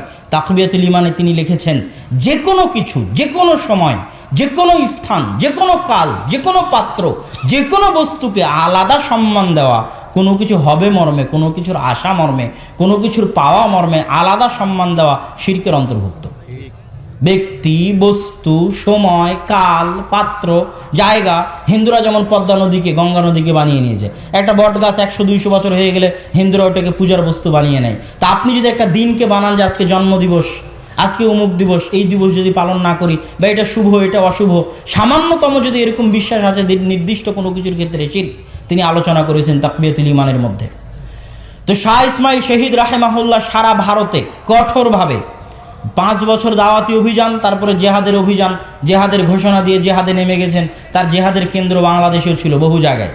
তার 2-1টার নাম বলি, তার কোথায় কোথায় বাংলাদেশে জেহাদের কেন্দ্র ছিল। তার বাংলাদেশের একটা জেহাদের কেন্দ্র ছিল বগুড়ার সন্ধ্যাবাড়ি অঞ্চল, তার জেহাদের কেন্দ্র ছিল। তার জেহাদের একটা কেন্দ্র ছিল রাজশাহীর দুয়ারি। ওই পুরাতন বাড়িগুলো, পুরাতন মসজিদগুলো এখনও আছে, যেগুলো থেকে মুজাহিদরা যেত এবং মুজাহিদদের রসদ এবং সরঞ্জামাদি যেত। এরকম বহু জেহাদি কেন্দ্র এই অঞ্চলগুলোতেও ছিল এবং এখান থেকে বাঙালিরা তার কাছে সীমান্তে তার কাছে জিহাদ করার জন্য যেত এবং ব্রিটিশদের বিরুদ্ধে জিহাদ করত। তো এটা গেল আহলে হাদিসদের জিহাদি ধারা। মাওলানা শাহ ইসমাইল শহীদ এবং মাওলানা সৈয়দ আহমদ বেরেলভী। বেরেলভী মানে আবার কবর পূজারী বেরেলভী বুঝিয়েন না। ভারতের একটা শহর আছে নাম বেরেলি, রায় বেরেলি। যখন বানারস থেকে লখনৌর দিকে যাবেন তখন মাঝামাঝিতে পড়বে রায় বেরেলি। ওই বেরেলিতেই জন্মগ্রহণ করেছেন সৈয়দ আহমদ বেরেলভী। আবার ওই বেরেলভীতেই জন্মগ্রহণ করেছেন, ওনার নাম কি, রেজা খান, হজরত আলা রেজা খান বেরেলভী, আলা হজরত। যারা বেরেলভী তথা কবর পূজারী মাথায় সবুজ পাগড়ি বেঁধে থাকে, কেননা আল্লাহ রাসূলের কবরের উপর যে গম্বুজ, সেই গম্বুজের কালার সবুজ, তাই তারা মাথায় সবুজ পাগড়ি বেঁধে থাকে। এই কবর পূজারী আলা হজরতের অনুসারী, রেজা খান বেরেলভীর অনুসারী। আর সৈয়দ আহমদ বেরেলভী এক নয়, শহর এক। যে শহরে জন্মগ্রহণ করেছেন সেই শহর এক, অতএব এখান থেকে ভুল বুঝার কিছু নেই। সেই সৈয়দ আহমদ বেরেলভী এবং শাহ ইসমাইল শহীদের এই জেহাদি আন্দোলন আহলে হাদিসদের ইতিহাসের একটা অংশ। আহলে হাদিসদের ইতিহাসের আর একটা অংশ হচ্ছে দাওয়াতি তাবলিগি ধারা। মাওলানা এনায়েত আলী এবং মাওলানা বেলায়েত আলী নামে 2 জন, তারা আত্মীয়। তারা দাওয়াত দেওয়ার জন্য বের হয়ে যেতেন মসজিদ থেকে মসজিদ, গ্রাম থেকে গ্রাম, পায়ে হেঁটে, গরুর গাড়িতে দাওয়াত দিতেন আল্লাহর ওয়াস্তে। এবং তারা 12 বছর দাওয়াতি কাজ করেছেন বাংলাদেশের উত্তরাঞ্চল, রাজশাহী, মুর্শিদাবাদ, মালদাহে 12 বছর দাওয়াতি কাজ করেছেন মাওলানা এনায়েত আলী, বেলায়েত আলীরা বাংলাদেশের উত্তরাঞ্চল, রাজশাহী, মালদা, মুর্শিদাবাদ। এই জন্য মাওলানা সানাউল্লাহ অমৃতসরী তার আখবারে আহলে হাদিসের মধ্যে লিখছেন, যে মালদা মুর্শিদাবাদে প্রোগ্রাম করতে গেলাম, এত মানুষ, এত আহলে হাদিস কোথায় থেকে আসলো? বল্লাতে যদি আহলে হাদিস না থাকে তো এত মানুষ কেমনে হয়, বুঝতে পারেননি? তো এত মানুষ কোথায় থেকে আসলো? তিনি বলছেন যে আমি এটাই বুঝলাম যে মাওলানা এনায়েত আলী, মাওলানা বেলায়েত আলী আজ থেকে বহু বছর আগে এই রাজশাহী, মালদা, মুর্শিদাবাদে দাওয়াতি কাজ করে গেছেন। তার ফলে 80-90% মানুষ নামকা অস্তে হলো, মুখে দাড়ি না থাক, কিন্তু শিরক বিদাতের সাথে সম্পৃক্ত হয় না। শিরক, তাবিজ, কবর পূজা, মাজার এগুলো থেকে দূরে থাকে। এই দূরে থাকাটা তাদের সঠিক আকীদা এবং ঈমানের পরিচয়। কালের পরিক্রমায় দাওয়াতের অভাবে তারা হয়তো হারিয়ে গেছে। আহলে হাদিসদের আর একটা ধারা হচ্ছে রাজনৈতিক ধারা। এদেশে আহলে হাদিসরা যে রাজনীতি করেনি তা নয়। মুসলিম লীগের যারা প্রতিষ্ঠাতা, যারা সভাপতি, তাদের অনেকেই আহলে হাদিস ছিলেন। কংগ্রেসের যারা প্রতিষ্ঠাতা, সভাপতি বা দায়িত্বশীল, তাদের অনেকেই আহলে হাদিস ছিলেন। মাওলানা আবুল কালাম আজাদ, তিনি মাওলানা মোহাম্মদ জুনাগড়ি, যিনি বাংলায় তাফসির ইবনে কাসিরের ব্যাখ্যা লিখেছেন মাওলানা মুজিবুর রহমান, সেই মুজিবুর রহমানের শ্বশুর মাওলানা মোহাম্মদ জুনাগড়ি, যিনি উর্দুতে তাফসির ইবনে কাসির লিখেছেন। বাংলা অনুবাদ করা আরবি থেকে তখন সহজ হয় যখন উর্দুর সাথে একটু মিলিয়ে দেখা হয়, এটা অনুবাদ করতে সহজ হয়। তো উর্দু অনুবাদক মাওলানা মোহাম্মদ জুনাগড়ি আর বাংলা অনুবাদক জুনাগড়ি রাহিমাহুল্লাহর জামাই মাওলানা মোহাম্মদ মুজিবুর রহমান। তো তিনি উর্দু, মাওলানা মোহাম্মদ জুনাগড়ি উর্দু অনুবাদ করেছেন তাফসির ইবনে কাসিরের, উর্দু অনুবাদ করেছেন এলামুল মুওয়াক্কিনের। তো তারা এলামুল মুওয়াক্কিন তাফসির ইবনে কাসিরের উর্দু অনুবাদের ভূমিকা লিখে দিয়েছে কংগ্রেসের দায়িত্বশীল, পরবর্তীতে ভারতের শিক্ষামন্ত্রী মাওলানা আবুল কালাম আজাদ। এবং ভারতের মাটিতে যত হাদিসের বইয়ের অনুবাদ, কোরআনের অনুবাদ, এগুলো অধিকাংশই আহলে হাদিসদের হাত দিয়ে সম্পাদিত। বুখারী, মুসলিম, আবু দাউদ, নাসাই, তিরমিজি, ইবনে মাজার অনুবাদ মাওলানা ওহিদুজ্জামান হায়দ্রাবাদী সর্বপ্রথম উর্দুতে অনুবাদ করেছেন। আর তাফসির ইবনে কাসির ইলামুল মুওয়াক্কিনের অনুবাদের ঘটনা তো শোনালামই। তো মাওলানা আবুল কালাম আজাদ ওই বইয়ের ভূমিকা লিখে দিয়েছেন, তিনি কংগ্রেসের নেতা। আবার মুসলিম লীগের সভাপতি মুস্তফা চরিত গ্রন্থের লেখক মাওলানা আকরাম খাঁ, শেখ মুজিবুর রহমান অসমাপ্ত আত্মজীবনীতে লিখতেছে যে আকরাম খাঁর কাছে, আকরাম খাঁর দরবারে চেম্বারে একটা চিঠি দিতে যাব, তো আমার জান ভয়ে কাঁপতেছে, আমি তাড়াতাড়ি করে অফিসের মধ্যে ঢুকে চিঠি ফেলে দিয়ে পালিয়ে এসেছি। তো যে আকরাম খাঁকে দেখে ভয় পান মুজিবুর রহমান তথা বাংলাদেশের যিনি প্রতিষ্ঠাতা বলা হয় তিনি, সেই আকরাম খাঁ হচ্ছে আহলে হাদিস মুসলিম লীগের প্রতিষ্ঠাতা। এখানে আর একটা জিনিস, অসমাপ্ত আত্মজীবনী আমি সবাইকে এই জন্য পড়তে বলি যে বাংলাদেশের সঠিক ইতিহাস অসমাপ্ত আত্মজীবনী পড়লে জানা যাবে। অসমাপ্ত আত্মজীবনীতে বিরাট অংশ জুড়ে শেখ মুজিবুর রহমান লিখেছেন পাকিস্তান প্রতিষ্ঠার আন্দোলনে তার অবদানের কথা। তিনি তখন কলকাতা ইসলামিয়া কলেজের ছাত্র, তখন শেরে বাংলা একে ফজলুল হক, হোসেন শহীদ সোহরাওয়ার্দী, শেরে বাংলা একে ফজলুল হক, তাদের অধীনে তিনি রাজনীতি করতেন এবং পাকিস্তানের জন্য আন্দোলন করতেন। আসামের করিমগঞ্জ আর সিলেট বেশি দূর নয়, অল্প একটু পার্থক্য। আসামের করিমগঞ্জেও শত শত মুসলমান, সিলেটেও শত শত মুসলমান। সিলেট বাংলাদেশের মধ্যে আসার কথা ছিল না, অসমাপ্ত আত্মজীবনীতে শেখ মুজিবুর রহমান লিখেছে। অনেক কষ্ট করে ভারত থেকে আলাদা করে বাংলাদেশ তৈরি করা হয়েছে। বাংলাদেশের আসল স্বাধীনতা বুঝতে হলে অসমাপ্ত আত্মজীবনী বুঝতে হবে, মুসলিম লীগ বুঝতে হবে। বাংলাদেশের আসল স্বাধীনতা 1947 সালের স্বাধীনতা, আসল স্বাধীনতা 1947। যদি 1947-এর ঘটনাগুলি উনি লিখেছে যে কিভাবে বাংলাদেশ পূর্ব পাকিস্তান হলো, সিলেট কিভাবে পূর্ব পাকিস্তানের অন্তর্ভুক্ত হলো, আসামের অন্তর্ভুক্ত হলো না। যদি 1947 সালে বাংলাদেশ পাকিস্তান না হতো তাহলে আজ বাংলাদেশ ভারতের সাথে থাকতো এবং আমরা কাশ্মীরিদের মতো জীবনযাপন করতাম। তো সম্মানিত উপস্থিতি, আমি ইতিহাস বলতে বলতে আহলে হাদিসদের রাজনৈতিক ইতিহাস সংক্ষিপ্ত আলোচনা করলাম। এবার আসি যে আহলে হাদিস বলে আমাদের গর্ব করব, অহংকার করব, আর একজন হানাফি ভাই বা একজন বেদাতি মুশরিক তাকে আমি ঠাট্টা করব, টিটকারি করব, এই স্বভাব থেকে বের হয়ে আসতে হবে। এটা হচ্ছে ইসলাহে আহলিল হাদিস, আহলে হাদিসদের ইসলাহের জন্য বলতেছি। আল্লাহ সুবহানাহু তাআলা কাউকে ইবাদত করার পরও জাহান্নামে দিবেন আর কাউকে গুনাহ করার পরও জান্নাতে দিবেন। কি জন্য জানেন? কেউ যদি ইবাদত করতে করতে অন্তরে অহংকার চলে আসে যে আমি আল্লাহর কত ভালো বান্দা আর এই কত খারাপ বান্দা, নামাজ পড়ে না, মুখে দাড়ি নাই, তাহলে আল্লাহর আত্মমর্যাদায় আঘাত লাগে। কেউ যদি বলে যে অমুক জেনা করে ওকে আল্লাহ ক্ষমাই করবে না, অমুক তো মদ খায় ওকে আল্লাহ ক্ষমাই করবে না, আমি তাহাজ্জুদ সালাত আদায় করি, আমি কত ভালো, অমুক তো সেই খারাপ, এই অহংকার যদি ভিতরে চলে আসে আল্লাহর আত্মমর্যাদায় আঘাত লাগে। আল্লাহ বলে যা ওকেই ক্ষমা করে দিলাম, তোকেই জাহান্নামে দিয়ে দিলাম। আর গুনাহ করে কিভাবে জান্নাতে যাবে? ইবনুল কাইয়িম রাহিমাহুল্লাহ বলছে কেউ যদি গুনাহ করার পর ওই গুনাহের বোঝা তার উপর এত বেশি মনে হয় গুনাহের বোঝা তার উপর পাহাড়ের মতো, হিমালয় পাহাড়ের মতো মনে হয়, আর সে আল্লাহর দরবারে কাঁদতে থাকে, আল্লাহর দরবারে নত হতে থাকে, আল্লাহর দরবারে ছোট হতে থাকে। তো আল্লাহর দরবারে এই নত হওয়া, ছোট হওয়া, কাদা, এটা আল্লাহর অনেক প্রিয়। তো এই যে গুনাহ করার পরে সে আল্লাহর দরবারে নত হলো, ছোট হলো, এই নত ছোট হওয়ার কারণে আল্লাহ তাকে এমনভাবে ক্ষমা করে দিবেন যে গুনাহটা নেকিতে পরিণত করে দিবেন এবং তাকে গুনাহ করার পরও আল্লাহ জান্নাতে দিয়ে দিবেন। আর আপনি আহলে হাদিস হয়ে যদি অহংকার করেন, উমুককে শয়তান, ইবলিস বলে গালি দেন, কারো হেদায়া পুড়িয়ে ফেলবেন, তুমুক করবেন, আপনি একাই জান্নাতে চলে গেছেন, হিন্দু জান্নাতে গেলেও হানাফি জান্নাতে যাবে না, এই ধরনের অহংকার যদি ভিতরে চলে আসে, এই অহংকার আপনার জাহান্নামে যাওয়ার কারণ হবে। ফেরকায়ে নাজিয়া নাম দিয়ে হয় না, ফেরকায়ে নাজিয়া কী দিয়ে হয় না? নাম দিয়ে হয় না। আপনি আহলে হাদিস দাবি করবেন তাই আপনি ফেরকায়ে নাজিয়া হয়ে গেলেন, অসম্ভব। ফিরকায়ে নাজিয়া বৈশিষ্ট্যের নাম। আহলে হাদিস বা আহলুস সুন্নাত ওয়াল জামাত বা সালাফি মানহাজের বৈশিষ্ট্য যদি একজন হানাফির মধ্যেও থাকে, তবুও সে ফিরকায়ে নাজিয়ার অন্তর্ভুক্ত, যদিও সে নিজেকে আহলে হাদিস না বলে। কিয়ামতের মাঠে দেখা হবে না কার নাম, এই তোমার নাম মোহাম্মদ, তুমি জান্নাতে চলে যাও, দেখা হবে নাকি? এই তোমাদের নাম ফাতেমা, তোমাদের নাম আলী, সব জান্নাতে চলে যাও, এটা দেখা হবে? এই তোমরা সবাই নিজেদেরকে আহলে হাদিস বলতে, দুনিয়াতে বল্লার মানুষ সব জান্নাতে চলে যাও, এটা বলা হবে? অসম্ভব।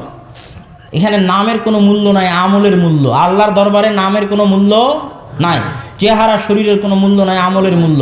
এই জন্য আহলে হাদিসদেরকে অহংকার থেকে বের হয়ে আসতে হবে, নত হতে হবে আল্লাহর দরবারে, এবং একটা দেশে নত হয়ে দাওয়াতি কাজ করতে হবে।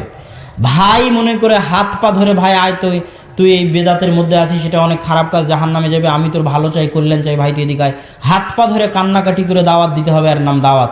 অহংকার দিয়ে দাওয়াত দেওয়ার নাম দাওয়াত নয়। তারপরের কথা, সালাফি মানহাজ আর সালাফ আল হিজব, সালাফি দল এবং সালাফি মানহাজের মধ্যে পার্থক্য আছে। সব সালাফি দলই সালাফি মানহাজের অন্তর্ভুক্ত, এতে কোনো সন্দেহ নাই। বাংলাদেশে যত সালাফি দল আছে, পাকিস্তান, ভারতে যত সালাফি দল আছে, সবাই সালাফি মানহাজের অন্তর্ভুক্ত, যদি সালাফি মানহাজের বৈশিষ্ট্য তাদের মধ্যে থাকে, এতে কোনো সন্দেহ নাই। কিন্তু আমি একটা নির্দিষ্ট সালাফি দলের সাথে থাকলেই আমি সালাফি, আমি আহলে হাদিস। আমি একটা নির্দিষ্ট আহলে হাদিস দলের সাথে থাকলেই আমি আহলে হাদিস, আর না থাকলে আমি আহলে হাদিস নই, এই মতবাদ ভ্রান্ত, এই আকিদা ভ্রান্ত। এই আকিদা পরিবর্তন করতে হবে। এই আকিদার কোনো অস্তিত্ব নাই যে কোনো নির্দিষ্ট একটা দলের ফরম পূরণ করে সদস্য কর্মী না হলে উমুককে সভাপতি, উমুককে আমির, তুমুকের হাতে বায়াত, এই সিরিয়ালে যদি আমি না থাকি তাহলে আমি আহলে হাদিস নই। এই আকিদা কি আকিদা বলেন তো? ভ্রান্ত আকিদা। এবং জামাতবদ্ধ জীবনযাপন মানে কি? জামাতবদ্ধ জীবনযাপন মানে কি? আমি জামাতি ইসলাম জামাতবদ্ধ জীবনযাপনের কথা বলে, তাবলিগ জামাত জামাতবদ্ধ জীবনযাপনের কথা বলে। তো জামাতি ইসলামও একই হাদিস পেশ করে, তাবলিগ জামাতও একই হাদিস পেশ করে, আল্লাহ রাসূলের ওই হাদিস, আমুরুকুম বিখামসিন, তোমাদেরকে 5টা বিষয়ের আদেশ দিচ্ছে। একটা হচ্ছে জামাতবদ্ধ থাকো, তার আদেশ। ওই হাদিসে আল্লাহ রাসূল বলছেন, মান খালা, কেউ যদি জামাত থেকে 1 বিঘত পরিমাণ, শিবরন 1 বিঘত পরিমাণ দূরে চলে যায়, তাহলে খালা আন রিবতিল ইসলাম, তার কাঁধ থেকে ইসলাম বের হয়ে যাবে। আর এক হাদিসে রাসূল সাল্লাল্লাহু আলাইহি ওয়াসাল্লাম বলছেন, মুসলমানের রক্ত হারাম, মুসলমানের ধন সম্পদ হারাম, মুসলমানের সম্মান হারাম। রক্ত হারাম মানে মারা যাবে না, হত্যা করা যাবে না। ধন সম্পদ হারাম মানে চুরি করা যাবে না, ডাকাতি করা যাবে না।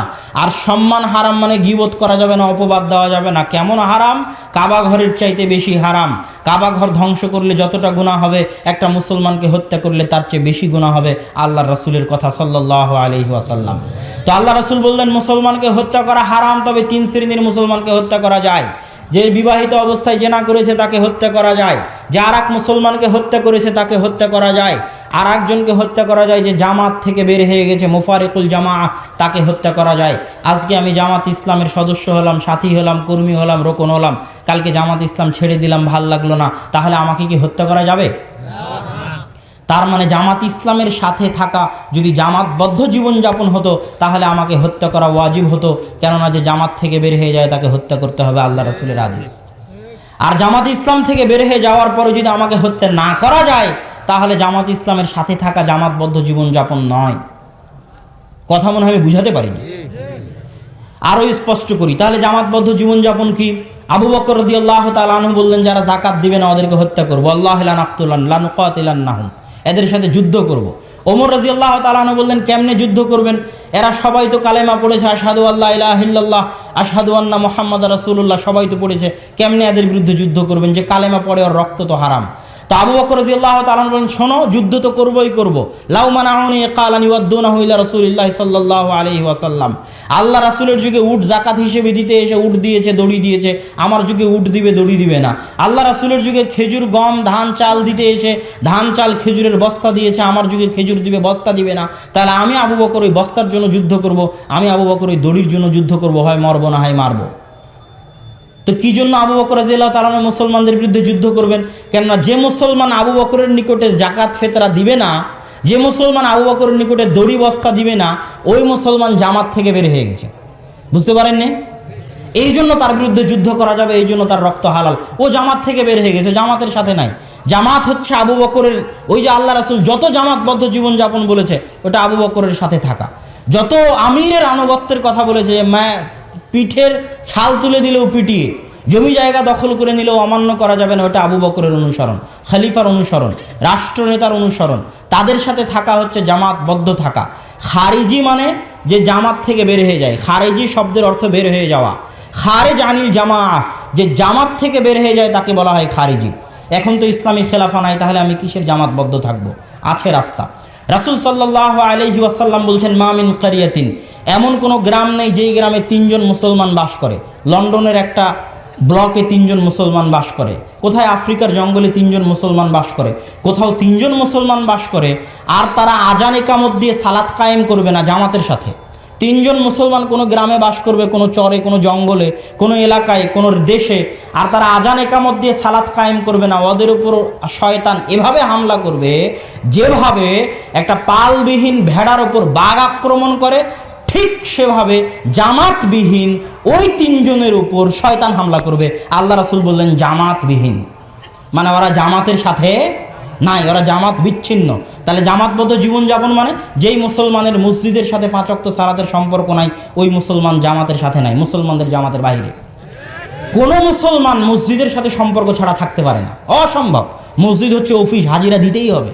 হাজিরা না দিলে মুসলমান ইসলাম নামক এই খাতার কর্মীর লিস্ট থেকে নাম বাদ হয়ে যাবে, ওই জামাত থেকে আপনি বাদ হয়ে যাবেন, যেই জামাতের সূচনা রাসূল সাল্লাল্লাহু আলাইহি ওয়াসাল্লাম করেছেন।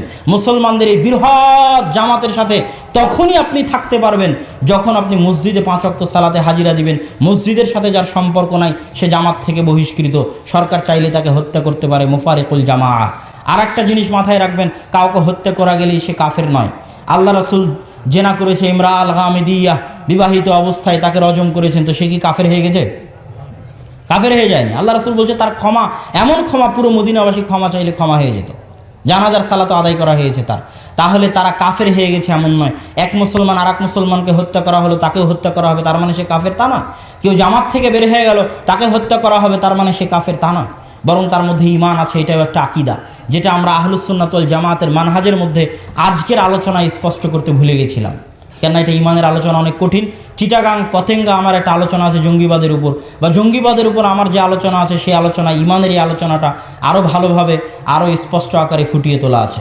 তাহলে আজকের আলোচনার সংক্ষিপ্ত সারমর্ম যদি টানি, সালাফি মানহাজ। সালাফ মানে যারা অতীতে চলে গেছে, অতীতে খারাপ মানুষ ভালো মানুষ সবাই চলে গেছে, তাহলে সালাফ মানে আসসালাফ আসসালেহ, যে ভালো মানুষ তারা। দলিল সিরাতাল্লাযীনা আনআমতা আলাইহিম, তাদের রাস্তায় কল্যাণের রাস্তা, সঠিক রাস্তা। আর সাহাবি তাবেঈনের যে জামাত, যে রাস্তা, সেটা হচ্ছে সঠিক রাস্তা। ওয়াল জামাআহ, সাহাবিদের রাস্তা হচ্ছে সঠিক রাস্তা। সর্বশ্রেষ্ঠ যারা, তারা সাহাবি, তাবি এবং তাবে, তাদের আকীদা সঠিক আকীদা। তাদের বাইরে যত ভ্রান্ত আকীদা তৈরি হতে থেকেছে সব ভ্রান্ত, আর মাঝে তারা মধ্যম পন্থা অবলম্বন করে থেকে গেছে। তারপরে বললাম ভারত উপমহাদেশে আহলে হাদিসদের ইতিহাস। ভারত উপমহাদেশে আহলে হাদিসরা আজকের নয়। এবং এখানে আরেকটা কথা বলি, ভারত উপমহাদেশে আহলে হাদিসের ইতিহাস বলার পিছনে একটা বড় উদ্দেশ্য ছিল, যে আজকে আমি মদিনা বিশ্ববিদ্যালয় থেকে পড়ে এসে যদি অহংকার করি, গর্ব করি যে মদিনার থেকেই একমাত্র সঠিক আকীদা বাংলাদেশে আসছে, বাংলাদেশের ভারত উপমহাদেশের যত আলেম আছে এরা কেউ কিছু জানে না, এদের থেকে ইলম নেওয়া যাবে না, এদের থেকে আকীদা নেওয়া যাবে না, তাহলে এই অহংকার গ্রহণযোগ্য নয়। তার দলিল হচ্ছে এই বিশাল ইতিহাস। ভারত উপমহাদেশে এমনও আলেম ছিলেন যেই সমকক্ষ আলেম আরব উপমহাদেশে, আরব মহাদেশে জন্মগ্রহণ করেনি। এইরকমও বড় মাপের আলেম ভারত উপমহাদেশে আহলে হাদিসদের মধ্যে ছিল। তথা গত 200, 250, 300 বছর যাবৎ মিরাজুল হোসেন দেহলভী, নওয়াব সিদ্দিক হাসান খান ভূপালী, আব্দুর রহমান মোবারকপুরি, শামসুল হক আজিমাবাদী, সানাউল্লাহ অমৃতসরী, আবদুল্লাহ গাজীপুরি, এনাদের হাত দিয়ে মৌলানা এনায়েত আলী, মৌলানা বেনায়েত আলী, শাহ ইসমাইল শহীদ, মৌলানা সৈয়দ আহমদ বেরলভী, তাদের হাত দিয়ে সারা ভারত উপমহাদেশে যে আহলে হাদিসের বিস্তার ঘটেছে, এই আহলে হাদিস এমন বিপ্লব যে আজকের আরবে যে ফিকহি উদারতা, যে হাম্বলি মাযহাব থেকে বের হয়ে এসে একটা ফিকহি উদারতা, এই ফিকহি উদারতাও তারা মূলত ভারত উপমহাদেশের আহলে হাদিস আলেমদের বই পুস্তক থেকে শিখেছেন, যেটা নাসিরউদ্দিন আলবানী রাহিমাহুল্লাহ প্রকাশ্যে স্বীকৃতি দিয়ে গেছেন। স্বয়ং নাসিরউদ্দিন আলবানী রাহিমাহুল্লাহর যে ফিকহি উদারতা, সেটাও তিনি ভারত উপমহাদেশের আহলে হাদিস আলেমদের বই পুস্তক থেকে শিখেছেন। সুতরাং আমরা যেন অহংকার না করি, আমরা যেন সবাইকে মূল্যায়ন করি। মদিনা ইসলামী বিশ্ববিদ্যালয় দিয়ে যে খেদমত হচ্ছে, এই খেদমত অন্য কিছু দিয়ে সম্ভব নয়। গত 60-40 বছরে মদিনা ইসলামী বিশ্ববিদ্যালয় সারা পৃথিবীতে সালাফি মানহাজ, আহলে হাদিস মানহাজের দাওয়াতের প্রচার এবং প্রসার ঘটিয়েছে, কিন্তু সেটা যেন আমাদের অহংকারের কারণ না হয়ে দাঁড়ায়। সেটা যেন ভারত উপমহাদেশীয় আহলে হাদিস আলেমদের যে সঠিক মানহাজ, সঠিক আকীদা, ফিকহি উদারতা, সেটার উপর যেন কোনো বোঝা বা চাপ হয়ে না দাঁড়ায়। এবং ভারত উপমহাদেশের আহলে হাদিস আলেমদের ইতিহাস বলার পিছনে এটাও একটা উদ্দেশ্য যে এই দেশে আহলে হাদিসরা ব্রিটিশদের তৈরি নয়, যা আমি বিশাল লম্বা ইতিহাসে আপনাদের সামনে তুলে ধরলাম।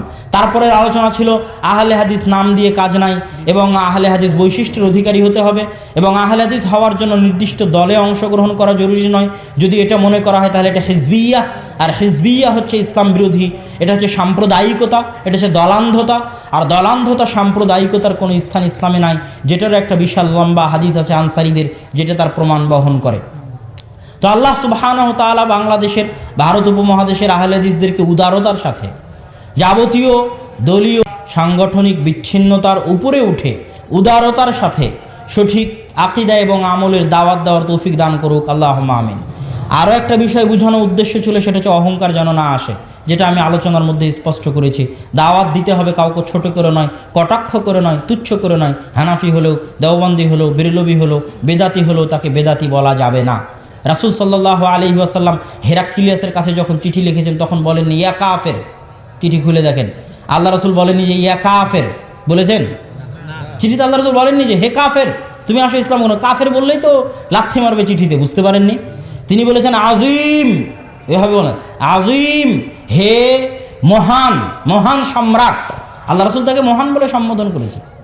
হেরাক্লিয়াসকে যে চিঠি রাসূল সাল্লাল্লাহু আলাইহি ওয়াসাল্লাম লিখেছেন। এখন আপনি যদি দাওয়াত দিতে গিয়ে বলেন এই বেদাতি, তাহলে দাওয়াত গ্রহণ করবে?